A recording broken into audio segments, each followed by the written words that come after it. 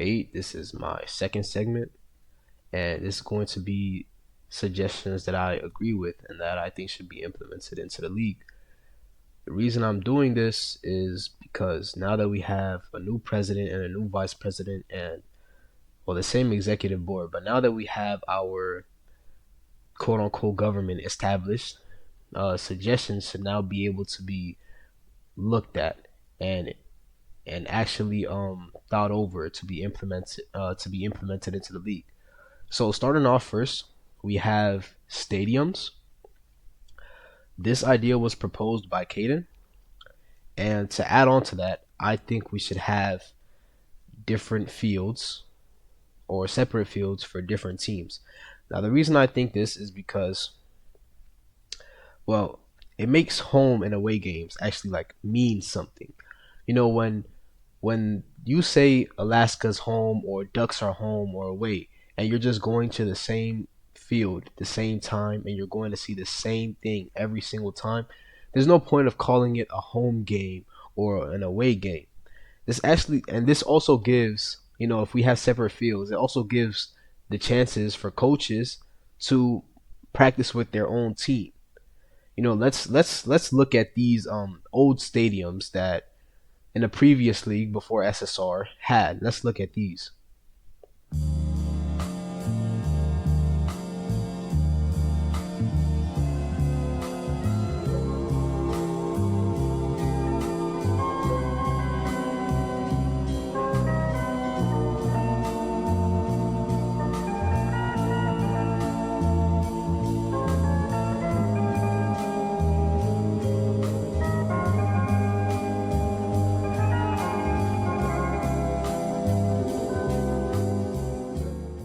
Now, I will agree that these stadiums look a bit dull since they were old and they weren't really worked on, but now that we're in a new league, I'm sure that there's much more freedom for stadiums, and we can have more developers and things.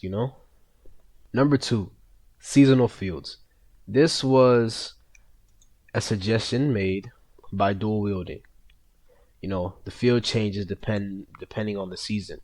So he suggested stuff like, during the winter there could be Christmas trees and lights. In the snow field on the summer, there should be like beach balls, a sand field, palm trees, etc., etc.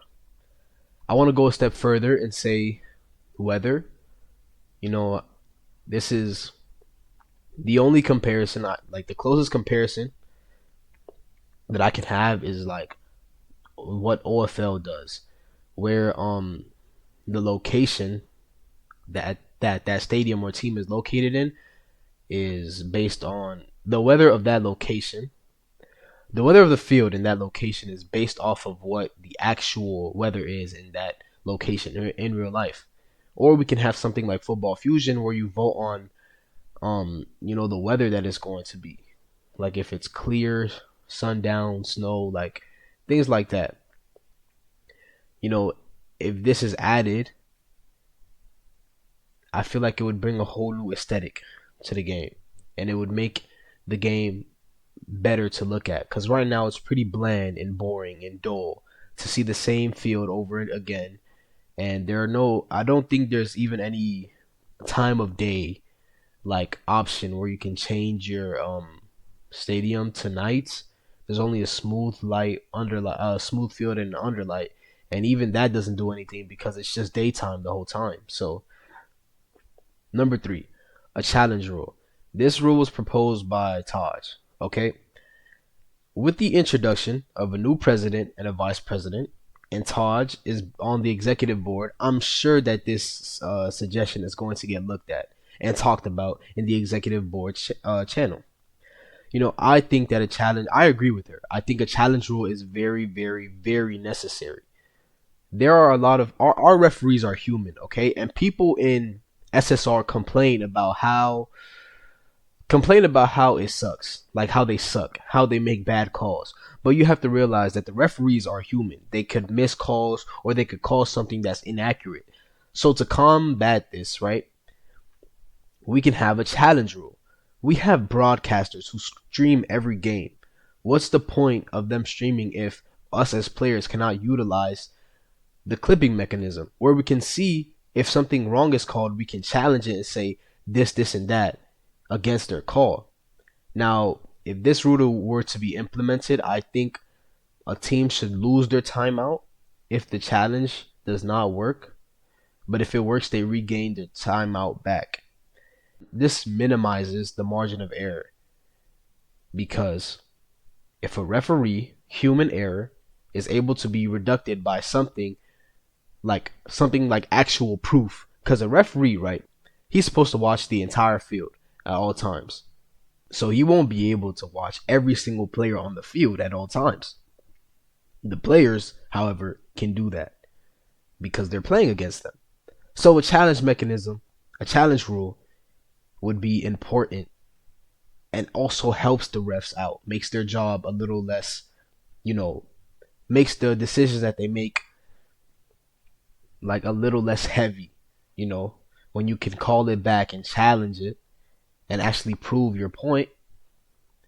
I know it will still come down to the referee's call, because if it's challenged and the referee still says that their call stands, then obviously the challenge won't be completed. Like, the challenge won't be successful. But the fact that players still have the ability to challenge is all powerful in itself. So I agree with this suggestion. Number 4, a reduction of the stud range. Now, I think this is my idea, and I think it should be nothing higher than a 105. There are many, many times where people will just jump from like 130 studs, shoot it just right past the red line. I mean, just right behind the red line. But since they're jumping forward, they make it, and it's a 2-pointer. This is unfair to defense. The 129 stud does not feel like a 2-pointer. A 2-pointer, let's compare it to basketball. If you want to hit a layup, that's basically what a 90 stud is, a layup. A layup is the hardest thing to get in the game. It's the easiest thing to make, but the hardest thing to get. When people play defense, they are guarding the paint. So it doesn't make sense when the game is now, the points of the game are now scaled by 2. It's literally just scaled by 2 now.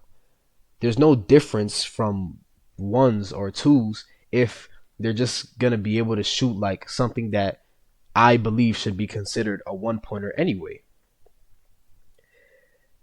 And if you reduce the stud range, it actually promotes good defense and better offense. Because if you can get to that range of a reduced stud range for reduced 2s, if you can get to that range, then that just means your offense was just as good. And that's going to make 2s more valuable in the games. The game won't scale by 2s, and sometimes you're going to have to take 1s since there's a shot clock. This would change the entire aspect of defense and make it much easier to guard the 2-pointers and make 2-pointers less common. Number 5, the removal of the red line. This idea was proposed by YBub, and I think it goes well with my reduction of the stud range. If you have the stud range at 129, the reason why it's so easy to make 2s is because the offense knows where the 2s line is. I understand that it's like, oh, the defense sees it too, but the defense can't benefit from this line because, cool, they know where they have to guard, but when you have like a slightly larger area to cover than the actual 2, then it becomes impossible for you to get a stop, even playing near perfect defense. Because since they know where the 2's line is, they don't have to route inside the 2. They can route just a little bit outside and then jump in to shoot. And then this brings more, it makes defense try and anticipate something that they normally wouldn't have to. It's not fair for you to know where the 2's line is. And then, like, if we have a 2's line, we should just have an illegal shot line as well. Because at that point, it's just like if you figure out where the twos are, you can just route inside the two or just a little bit outside it with you're being comfortable. The point of defense is to make the offense uncomfortable and make them take a shot that they would not want. If you remove the red line, it makes offense more unsure. It makes them way more unsure about their position if they're in the two or not. And that makes defense a whole lot better. And it will make twos way more valuable. So I think my suggestion of the reducing the two stud is just it goes hand in hand with the removal of the red line. Number six, a bench system in the game that allows people to be put on the bench part of their team. Basically a bench system similar to that of like football fusion. Now this was proposed by dual wielding, and I agree with this. I think it's important to have to have players who are on the team be on the sideline in their team chat. It also distinguishes fans from, it distinguishes the fans from the players. And to add on to that, I think we should also have a ref team. So instead of the ref being on the fans, they have a separate team that is called referee. And instead of having to type in :ref to, admin to bring up the ref panel, you should just have the ref panel come up upon being teamed. So it makes teams look fuller. It also makes the count for fans more accurate, and it distinguishes the referees, the players, and the fans. Number 7, a base jersey made for each team. This idea was suggested by Zan. I agree with this. It's not as important, but I feel like it makes teams look better. Okay, it makes the teams look more professional. And if we needed to like enforce a rule, there is a shirt and pants command. They work. So if there's no excuse to be not wearing your jersey that's already uploaded. If it's a base jersey. But this is not as important as people like to wear what they want anyway. So, but I just think that from my experience, jerseys always look better. It looks cooler to have a team, look like they're actually together and not all over the place. Number 8, SSRG League. Now, if the salary cap can't do its job at promoting depth play time, then the G League definitely will. But the way it seems to me is that the cons outweigh the pros. It's a good idea, and I agree with the G League, but if you play Dukes PRL, you know what ARL is. And that was a successfully executed G League. But the problems are going to be the same, like alting, inactivity, motivation.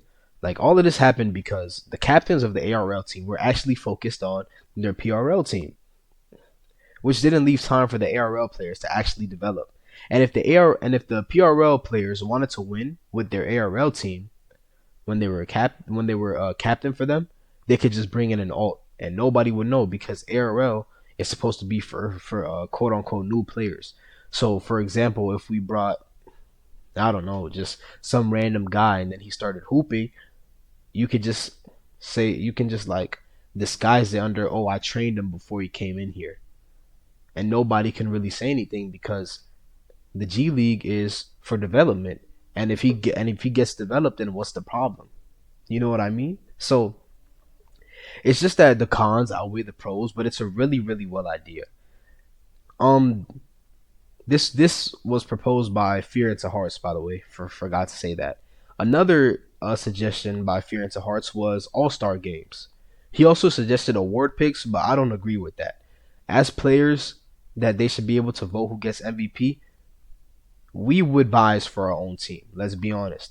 If players got to choose who the Super Bowl MVP was when the Alaska Aces won the championship in season 3, it would have been me, Clutch0402, just because I was in the chat at that time and people were like, "Oh yeah, give it to me." YBub definitely deserved that ring. I mean that Super Bowl MVP, Rug Bowl MVP, and it was well decided by the executive board. So we should leave it at that. So for the suggestion that I agree with, All Star games. The problem with that is it's kind of the same thing as the G League, the cons. It's the activity I'm worried about.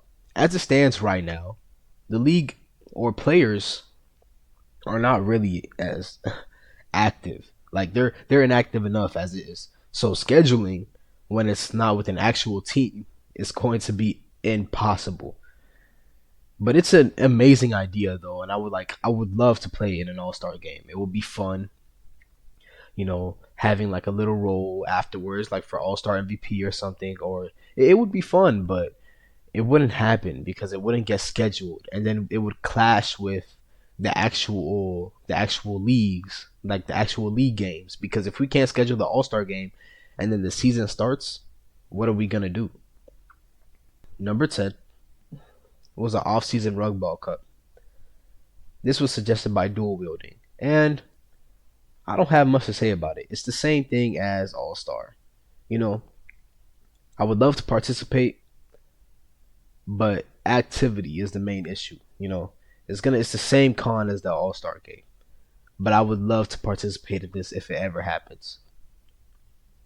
So yeah, those were all my suggestions that I agree with. I made this video or this segment to bring light, to encourage the executive board to actually look over these suggestions that were, how do I say, promoted or agreed with a lot of the community, because I didn't just pick these suggestions at random. I agreed with these suggestions. I looked at who agreed with them, and there were not many people who don't play the game that agreed. The people who agreed with these ideas were people who are, you could say, kind of active, when they're playing the league games, active within the league.